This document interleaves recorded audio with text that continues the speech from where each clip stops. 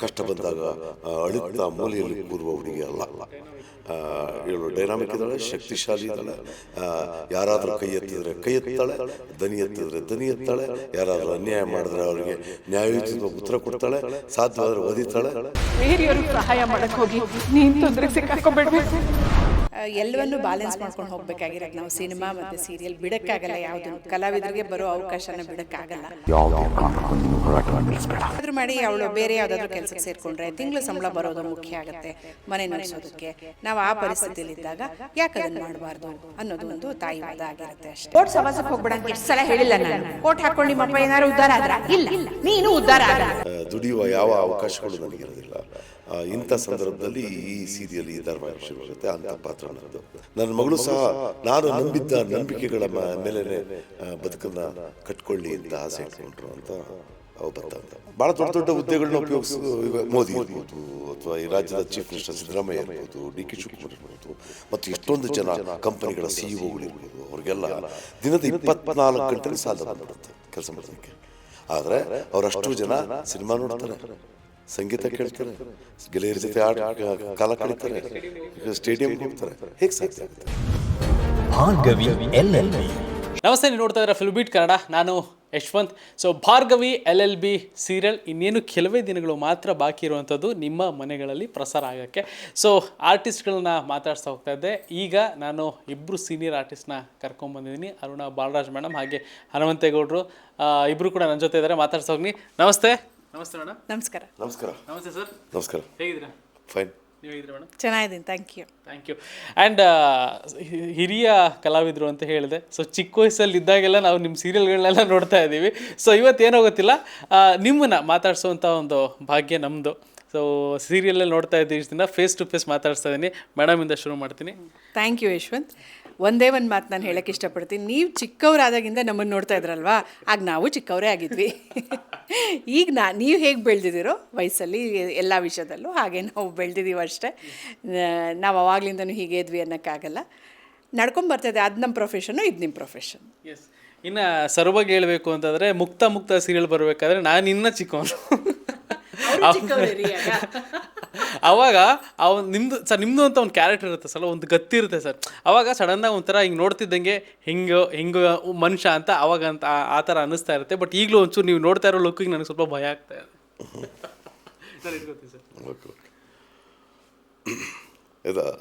ಅದೇ ಆ ಥರದ್ದೇ ಕ್ಯಾರೆಕ್ಟರ್ಗಳು ಸಿಕ್ಕಿದಾಗ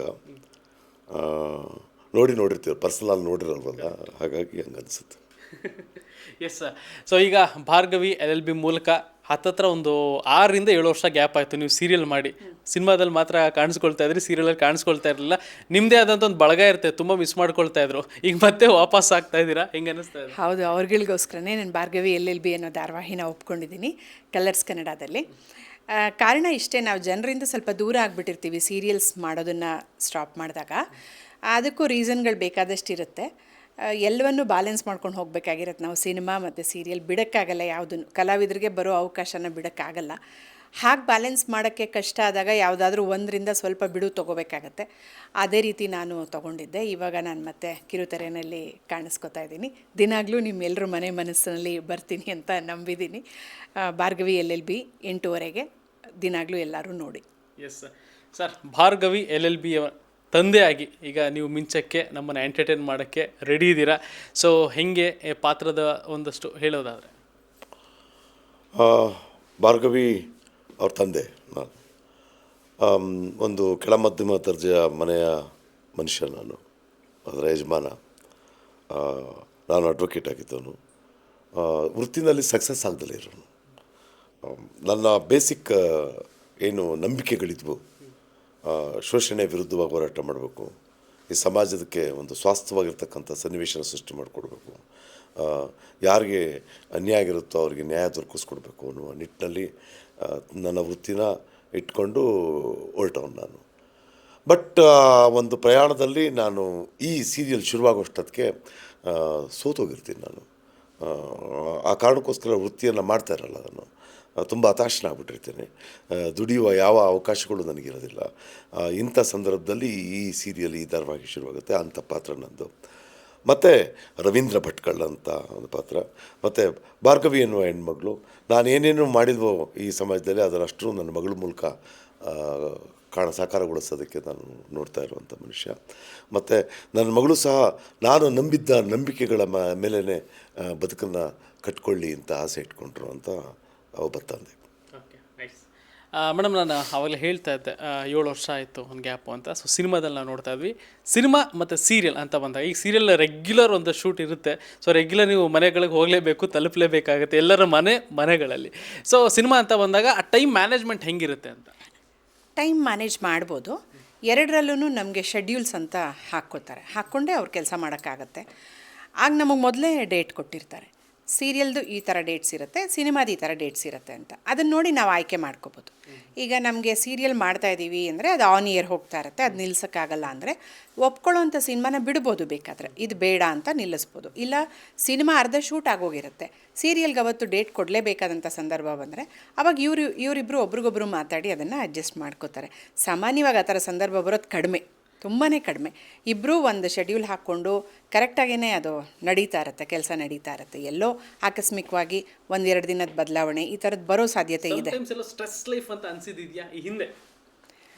ಇದೆ, ಅನಿಸಿದೆ. ಎರಡಕ್ಕೂ ಟೈಮ್ ಕೊಡೋದು ಕಷ್ಟ ಆಗ್ತಾಯಿದೆ, ಕಂಪ್ಲೀಟ್ ಆಗ್ತಾಯಿಲ್ಲ, 100% ಕೊಡೋಕ್ಕಾಗಲ್ಲ, ಈ ಥರದ್ದೆಲ್ಲ ಅನಿಸಿದ್ದಿದೆ, ಇಲ್ಲ ಅಂತಲ್ಲ. ಆವಾಗ ಆಯ್ಕೆ ನಮಗೆ ಬರುತ್ತೆ, ಎಷ್ಟು ಒಪ್ಕೋಬೇಕು, ಎಷ್ಟು ಒಪ್ಕೋಬಾರ್ದು, ಅಥವಾ ಒಪ್ಕೊಂಡಿರೋದನ್ನ ಹೇಗೆ ನಿಭಾಯಿಸಬೇಕು, ಅದು ನಮ್ಮ ಕೈಲಿರುತ್ತೆ. ಸರ್, ಸೇಮ್ ಕ್ವಶನ್ ಕೇಳ್ತೀನಿ. ಸೊ ಟೈಮ್ ಮ್ಯಾನೇಜ್ಮೆಂಟ್ ಹೆಂಗಿರುತ್ತೆ, ಆಮೇಲೆ ಆ ಟೈಮ್ ಮ್ಯಾನೇಜ್ ಮಾಡೋದ್ರಲ್ಲಿ ಏನಾದರೂ ಸ್ಟ್ರೆಸ್ ಲೈಫ್ ಅಂತ ಅನ್ಸ್ಬಿಡುತ್ತೆ ಅಂತ? ಒಂದು ದೊಡ್ಡ ವ್ಯಾಖ್ಯೆ ಇದೆ. ಏನಪ್ಪ ಅಂದರೆ, ಯಾರು ಹೆಚ್ಚು ಕೆಲಸ ಮಾಡ್ತಾನೋ ಅವ್ನು ಬಿಡುವಾಗಿರ್ತಾನೆ ಅಂತ. ಹೌದು. ಇವಾಗ ಭಾಳ ದೊಡ್ಡ ಹುದ್ದೆಗಳನ್ನ ಈಗ ಮೋದಿ ಇರ್ಬೋದು, ಅಥವಾ ಈ ರಾಜ್ಯದ ಚೀಫ್ ಮಿನಿಸ್ಟರ್ ಸಿದ್ದರಾಮಯ್ಯ ಇರ್ಬೋದು, ಡಿ.ಕೆ. ಶಿವಕುಮಾರ್ ಇರ್ಬೋದು, ಮತ್ತು ಎಷ್ಟೊಂದು ಜನ ಕಂಪನಿಗಳ CEO-ಗಳಿರ್ಬೋದು, ಅವ್ರಿಗೆಲ್ಲ ದಿನದ 24 ಗಂಟೆನೂ ಸಾಲ ಬಂದುಬಿಡುತ್ತೆ ಕೆಲಸ ಮಾಡೋದಕ್ಕೆ. ಆದರೆ ಅವರಷ್ಟು ಜನ ಸಿನಿಮಾ ನೋಡ್ತಾರೆ, ಸಂಗೀತ ಕೇಳ್ತಾರೆ, ಗೆಳೆಯರ ಜೊತೆ ಕಾಲ ಕಳೀತಾರೆ, ಸ್ಟೇಡಿಯಮ್ಗೆ ಹೋಗ್ತಾರೆ. ಹೇಗೆ ಸಾಧ್ಯ ಆಗುತ್ತೆ? ನನ್ನ ಪ್ರಕಾರ ಹೆಚ್ಚು ಕೆಲಸ ಮಾಡಿದಷ್ಟು, ಬ್ಯುಸಿಯಾಗಿದ್ದಷ್ಟು ಭಾಳ ಒಳ್ಳೆಯ ಬಿಡುವುಗಳು ಸಿಗುತ್ತೆ ಅಂತ ನಂಬ್ಕೊಂಡ್ರು. ಹಾಗಾಗಿ ನನಗೇನು ಇದೆಲ್ಲ ಸ್ಟ್ರೆಸ್ ಅಂತ ಅನಿಸಿಲ್ಲ. ಆರಾಮಾಗಿ ನಾನು ಸಿನಿಮಾ ಮಸ್ಟ್ ಆ್ಯಂಡ್ ಶುಡ್ ವಾರದಲ್ಲಿ 4 ಸಿನಿಮಾ ನೋಡ್ತೀನಿ, ವಾರದಲ್ಲಿ 1 ಪುಸ್ತಕ ಓದ್ತೀನಿ, ಎಲ್ಲ ದಿನಪತ್ರಿಕೆಗಳನ್ನು ಡೈಲಿ ನೋಡ್ತೀನಿ, ಸಂಗೀತ ಅಂತ ಮಸ್ಟ್ ಆ್ಯಂಡ್ ಶುಡ್ ಕೇಳ್ತೀನಿ, ವಾಕ್ ಮಾಡ್ತೀನಿ, ಈಜು ಮಾಡ್ತೀನಿ, ಕೆಲಸ ಮಾಡ್ತೀನಿ. ಹಾಡ್ತೀರಾ ಸರ್? ಇಲ್ಲ, ಹಾಡಲ್ಲ. ಮಿಸ್ ಆಗೋಯ್ತು. ಹಾಡ್ತೀನಿ ಅಂದರೆ ಈಗ ಆಡಿಸ್ಬಿಡ್ತಿದ್ದೆ ನಾನು. Yes sir. ಇನ್ನು ಸೀರಿಯಲ್ಗೆ ಬರೋದಾದರೆ, ಒಂದು ಕಡೆ ಇವರು ಲಾಯರ್ ಆಗಿದ್ದವರು, ಸೊ ಇನ್ನು ಮಗಳು ಲಾಯರ್ ಆಗೋಕ್ಕೆ ವಾದ ವಿವಾದ ಮಾಡೋಕ್ಕೆ ಹೊರಟಿರೋರು. ಸೊ ಅಲ್ಲಿಗೆ ಅವ್ರಿಗೊಂದು ಚಾಲೆಂಜ್ ರೆಡಿಯಾಗಿ ಹೋಗಿದೆ. ಇಲ್ಲಿ ಹೇಳಿದ್ರು ಸರ್, ಸೋತಿದ್ದೀನಿ ಕೆಲವೊಂದು ಕಡೆ ಅಂತ. ಬ್ಯಾಲೆನ್ಸ್ ಮಾಡೋ ರೀತಿ ಒಂದಿರುತ್ತಲ್ಲ, ಹೆಂಗೆ ಆ ಜವಾಬ್ದಾರಿ ಕ್ಯಾರೆಕ್ಟರ್ ವೈಸ್? ಬ್ಯಾಲೆನ್ಸ್ ಮಾಡಲೇಬೇಕಾಗತ್ತೆ. ಯಾಕೆಂದರೆ ಇವರು ಯಾವುದೋ ಒಂದು ಕೇಸ್ನಲ್ಲಿ ಹೋರಾಟ ಮಾಡೋಕ್ಕೆ ಹೋದಾಗ ಅದು ಏನೋ ಬೇರೆ ರೀತಿಯಿಂದ ಅದೆಲ್ಲ ಗೊತ್ತಾಗ್ತಾ ಹೋಗುತ್ತೆ ಸೀರಿಯಲಲ್ಲಿ. ಅದು ಹಾಗಾದಾಗ ಇವರು ಒಂದು ಹತಾಶೆಯಿಂದ ನಾನು ವಾದ ಮಾಡಲ್ಲ ಅಂತ ಸುಮ್ಮನಿರ್ತಾರೆ. ಹಾಗಂದ ಮಾತ್ರಕ್ಕೆ ವೃತ್ತಿ ಶುರುವಾದಾಗಿಂದ ಆವತ್ತಿನವರೆಗೂ ಏನು ಸೋತಿಲ್ವಲ್ಲ, ಸಂಸಾರ ನಡೆದಿದೆ, ಹೆಣ್ಮಕ್ಳಿದ್ದಾರೆ, ಹೆಂಡತಿ ಇದ್ದಾಳೆ, ಮನೆ ಇದೆ, ಈ ಥರದ್ದೆಲ್ಲ ಮುಂದುವರ್ಸ್ಕೊಂಡು ಅಂದರೆ ಆಗಿರೋವಂಥದ್ದೇ. ಏಕಾಏಕಿ ಏನೋ ಸೋತು ಹೋಗಿರೋದಲ್ಲ. ಯಾವುದೋ ಒಂದು ಕೇಸಿಂದ, ಒಂದು ಸಂದರ್ಭದಿಂದ ಅದು ಏನು ಅನ್ನೋ ಕುತೂಹಲ ಇರಲಿ, ಅದಕ್ಕೋಸ್ಕರ ಅದು ಆ ರೀತಿ ಆಗಿರುತ್ತೆ ಅಷ್ಟೇ. ಮಗಳು ಇದೇ ಪ್ರೊಫೆಷನ್ಗೆ ಬರಬೇಕು ಅನ್ನೋದು ಅಪ್ಪನ ಆಶಯ ಆಗಿರುತ್ತೆ. ಅದು ಯಾಕೆ ಅನ್ನೋದೇ ಒಂದು ಪ್ರಶ್ನೆ ತಾಯಿಗೆ. ಯಾಕಾಗಬೇಕು? ಇವಾಗ ನೀವು ಸೋತಾಗಿದೆ ಅಲ್ವಾ, ಅವಳನ್ನು ಯಾಕೆ ಮತ್ತೆ ನೀವು ಗೊತ್ತಿದ್ದು ಇವಾಗ ಹಗಲು ಕಂಡು ಬಾವಿಗೆ ಇರುಳು ತಳ್ಳಿದ್ರು ಅಂತ ಹೇಳೋ ಥರ, ಗೊತ್ತಿದೆ ಅಲ್ವಾ ಅಲ್ಲಿ ಬಾವಿ ಇದೆ ಅಂತ, ರಾತ್ರಿ ಯಾಕಲ್ಲಿ ಹೋಗಬೇಕು, ಬಿದ್ದೇ ಬೀಳ್ತಿರ ತಾನೆ. ಆ ಥರ ನಾನು ವಾದ ಮಾಡ್ತಿರ್ತೀನಿ. ಅದನ್ನು ಹೇಗಾದರೂ ಮಾಡಿ ಅವಳು ಬೇರೆ ಯಾವುದಾದ್ರೂ ಕೆಲಸಕ್ಕೆ ಸೇರಿಕೊಂಡ್ರೆ ತಿಂಗಳು ಸಂಬಳ ಬರೋದು ಮುಖ್ಯ ಆಗುತ್ತೆ ಮನೆ ನೋಡಿಸೋದಕ್ಕೆ. ನಾವು ಆ ಪರಿಸ್ಥಿತಿಯಲ್ಲಿದ್ದಾಗ ಯಾಕೆ ಅದನ್ನು ಮಾಡಬಾರ್ದು ಅನ್ನೋದು ಒಂದು ತಾಯಿ ವಾದ ಆಗಿರುತ್ತೆ ಅಷ್ಟೇ. ಅವಳು ಗೆಲ್ಲಬೇಕು, ಜೀವನದಲ್ಲಿ ಅವಳು ಚೆನ್ನಾಗಿರಬೇಕು ಅನ್ನೋ ಉದ್ದೇಶ ಮನೇಲಿರೋರು ಎಲ್ರಿಗೂ ಇರುತ್ತೆ. ಸರ್, ಈಗ ನಿಮ್ಮ ಪಾತ್ರ ಸ್ವಲ್ಪ ಹಳೆ ಪಾತ್ರ, ಹಿಂಗಾಯಿತು, ಏನಕ್ಕಾಯಿತು, ಯಾಕೆ ಸೋತ್ರಿ ಅಂತ ಏನಾದರೂ ತೋರಿಸ್ಬೇಕು ಅಂತಂದರೆ ಹೆಂಗಾಗಿರೋ ರವೀಂದ್ರನ ತೋರಿಸ್ಬೋದಾ ಅಂತ? ಹೆಂಗಾಗಿರೋದನ್ನ ನೋಡ್ಬೋದಾ ನಾನು ನಿಮ್ಮನ್ನ? Why not, ಯಾಕಾಗಬಾರ್ದು? ಬಟ್ ಇಲ್ಲಿವರೆಗೂ ತೋರಿಸಿದ್ರೆ ಯಾಕಾಗಬಾರ್ದು? ಅದೇ ಕ್ವಶನ್ ನಂದು. Why not? ಬರ್ಬೋದು, ಮಾಡ್ಬೋದು. ಅವಾಗ ಹೆಂಗೆ ಕಾಣಿಸ್ಕೊಳ್ಬೋದು ನೀವು? ಇನ್ನು ಹೆಂಗೆ ಕಾಣ್ತೀವಿ ಇದೇ ಗಡ್ಡ ವೀಕ್ಷಕರು ಹೇಗೆ ನಮ್ಮನ್ನು ನೋಡೋಕೆ ಇಷ್ಟಪಡ್ತಾರೋ ನಾವು ಹಾಗೆ ಕಾಣಿಸ್ಕೋತೀವಿ. ಯಂಗಾಗಿ ಕಾಣಿಸೋದಕ್ಕೆ ನಮ್ಗೆ ಈಗಲೂ ಇಷ್ಟ, ಯಾಕೆಂದರೆ ನಾವು ಯಾವಾಗಲೂ ಯಂಗೆ. ನೀವೇ ಹೇಳಿದ್ರಿ ಸಣ್ಣ ಹುಡುಗರಾದಾಗಿಂದ ನಮ್ಮನ್ನು ನೋಡಿದ್ದೀರಿ ಅಂತ, ಆಗಲೂ ಹೇಗಿದ್ವೋ ಈಗ ಹಾಗಿದ್ದೀವಿ ಅಂತ ಅಂದ್ಕೊಂಡಿದ್ದೀವಿ. ಹಾಗೆ ಇನ್ನೂ ಮಾಡ್ಕೊಂಡು ಹೋಗೋ ಅವಶ್ಯಕತೆ ಇದೆ.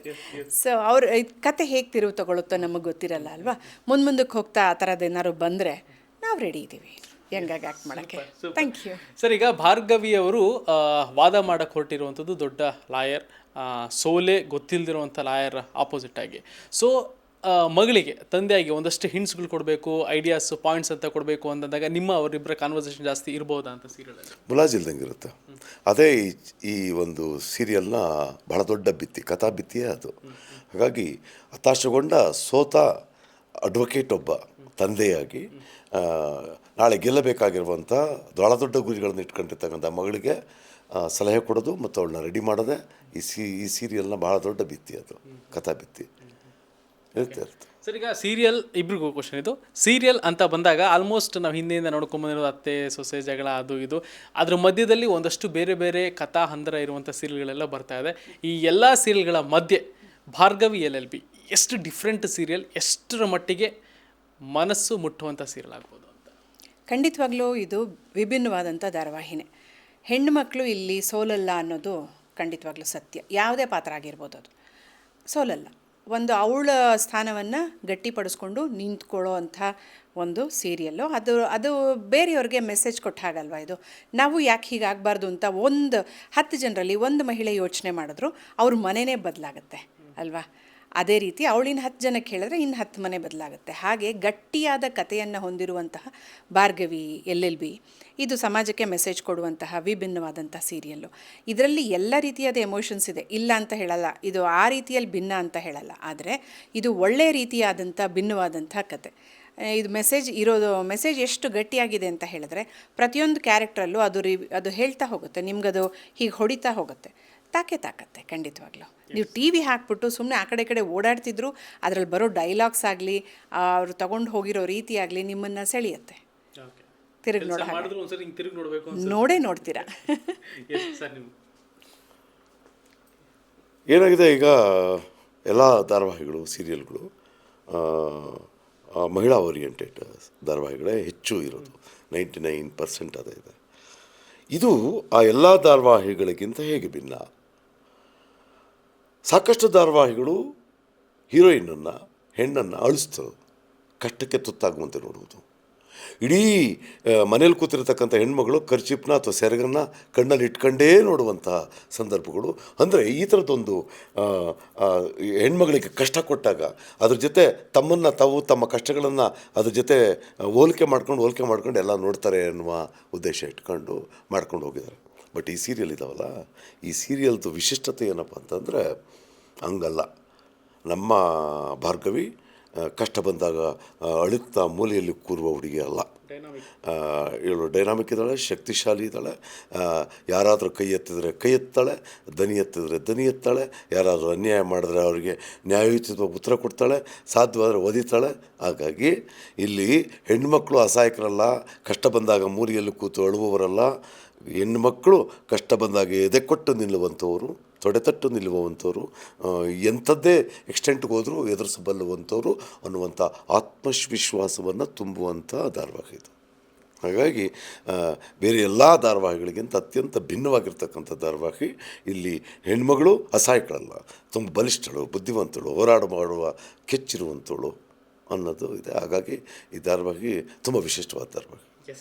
ಸೊ ಸೀರಿಯಲ್ ಬಗ್ಗೆ ಇಷ್ಟೊಂದೆಲ್ಲ ಮಾತಾಡಿದ್ರಿ ಅಂತ ಅಂದರೆ ಸೊ ನೋಡೋರು ಕೂಡ ಯಾವಾಗ ಬರುತ್ತೆ ಅಪ್ಪ ಅಂತ ಕಾಯ್ತಾ ಇದ್ದಾರೆ. ಇನ್ನೇನು ಕೆಲವೇ ದಿನಗಳು ಮಾತ್ರ ಬಾಕಿ ಇರುವಂಥದ್ದು. ಫೈನಲ್ ವರ್ಡ್ಸ್ ಆ್ಯಂಡ್ ಜನಗಳಿಗೆ ಒಂದು ಇನ್ವಿಟೇಷನ್ ಮೇಡಮ್. ಫೈನಲ್ ವರ್ಡ್ಸ್ ಏನಂದರೆ, ನಮಗೆ ಈ ಪಾತ್ರ ಒಪ್ಕೊಂಡು ಮಾಡ್ತಾ ಇರೋದು ತುಂಬ ಖುಷಿ ಕೊಟ್ಟಿದೆ. ಒಂದು ಮನೆಗೆ ಹೋದರೆ ಹಬ್ಬ ಸದ್ಯ ಅಂದರೆ ಸಮಾಧಾನವಾಗಿ ಒಂದು ಊಟ ಸೇರೋದಾಗಲಿ, ನಿದ್ದೆ ಬರೋದಾಗಲಿ, ಒಂದು ಕೆಲಸದ ಸ್ಯಾಟಿಸ್ಫ್ಯಾಕ್ಷನ್ ತುಂಬ ಚೆನ್ನಾಗಿ ಇದು ಕೊಡ್ತಾ ಇದೆ. ಎಲ್ಲರೂ ಈ ಧಾರಾವಾಹಿಯನ್ನು ನೋಡಿ ಭಾರ್ಗವಿಯನ್ನು ಹಾರೈಸಿ ನಿಮ್ಮ ಮನೆಗಳಿಗೆ ಭಾರ್ಗವಿ ಬರ್ತಾ ಇದ್ದಾಳೆ. ರಾತ್ರಿ 8:30 ಕಲರ್ಸ್ ಕನ್ನಡ ಚಾನಲಲ್ಲಿ. ರಾತ್ರಿ 8:30 ಎಲ್ಲರೂ ಮನೆಯಲ್ಲಿರುವ ಸಂದರ್ಭ, ಒಟ್ಟಿಗೆ ಊಟ ಮಾಡುವ ಸಂದರ್ಭ. ಊಟ ಮಾಡ್ತಾನೆ ನಿಮ್ಮ ಮನೆಯ ಹೆಣ್ಮಗಳು ಭಾರ್ಗವಿ ಥರ ಒಬ್ಬ ಧೈರ್ಯಸ್ಥ ಬುದ್ಧಿವಂತ ದುಡಿಯುವ ಹೆಣ್ಮಗಳಾಗಬೇಕು ಅನ್ನುವ ಆಸೆ ಇಟ್ಕೊಂಡು ಈ ಸೀರಿಯಲ್ನ ನೋಡ್ಬೋದು. ಮತ್ತು ಇಲ್ಲಿ ಬರ್ತಕ್ಕಂಥ ಬೇರೆ ಬೇರೆ ಎಲ್ಲ ಪಾತ್ರಗಳು ಸಹ ನಿಮ್ಮ ಮನೆಯ ಎಲ್ಲ ಬೇರೆ ಬೇರೆ ಜನ ಏನಿದ್ದಾರೆ ಎಲ್ಲರಿಗೂ ಕನೆಕ್ಟ್ ಆಗುವಂಥ ಪಾತ್ರ. ಹಾಗಾಗಿ ಊಟ ಮಾಡ್ತಾ ಈ ಸೀರಿಯಲ್ನ ಎಲ್ಲ ಅನುಭವಗಳನ್ನು ಕಟ್ಟಿ ಅಡುಗೆ ಮಾಡಿರ್ತಕ್ಕಂಥ ಈ ಸೀರಿಯಲ್ನೂ ಸಹ ನಿಮ್ಮ ಊಟದ ಜೊತೆ ಉಣ್ಬಿಡ್ರಿ ಅಂತ ಕೇಳ್ಕೊಳ್ತೀನಿ. ದಯವಿಟ್ಟು ಎಲ್ಲರೂ ಮಾರ್ಚ್ 3ನೇ ತಾರೀಕಿಂದ ರಾತ್ರಿ 8:00ವರೆಗೆ ಈ ಔತಣವನ್ನು, ಈ ಭಾರ್ಗವಿ LLB ಎನ್ನುವ ಔತಣವನ್ನು ನಿಮ್ಮ ಊಟದ ಜೊತೆ ಊಟ ಮಾಡಿ. ನಮಸ್ಕಾರ. Thank you so much. ತುಂಬ ಜನ ವೆಯ್ಟ್ ಮಾಡ್ತಾ ಇದ್ದಾರೆ ನಿಮ್ಮ ಬರುವಿಕೆಗೆ. ಬೇಗ ಬನ್ನಿ, ನಮ್ಮನ್ನು ಎಂಟರ್ಟೈನ್ ಮಾಡಿ ಅಂತ ಹೇಳ್ತಾ ಇಷ್ಟೊತ್ತು ಫಿಲ್ಮ್ ಬಿಟ್ಗೆ ಟೈಮ್ ಕೊಟ್ಟು ಮಾತಾಡ್ತೀವಿ. Thank you so much. Thank you. Yes, ನೋಡಿದ್ರಲ್ಲ ಭಾರ್ಗವಿಯವರ ತಂದೆ ತಾಯಿನ ಈಗ ಮಾತಾಡಿದ್ದಾಯಿತು. ಸೊ ಭಾರ್ಗವಿ ಅವರು ಕೂಡ ಸದ್ಯಕ್ಕಿದ್ದಾರೆ, ಅವನು ಕೂಡ ಮಾತಾಡಿಸುವಂಥ ಸಮಯ. ಮಾತಾಡ್ತೀನಿ ನೆಕ್ಸ್ಟ್ ಎಪಿಸೋಡ್ನಲ್ಲಿ ಅದನ್ನು ನೋಡಿ ಅಂತ ಹೇಳ್ತಾ ನೋಡ್ತಾ ಇರಿ ಫಿಲ್ಮ್ ಬೀಟ್ ಕನ್ನಡ.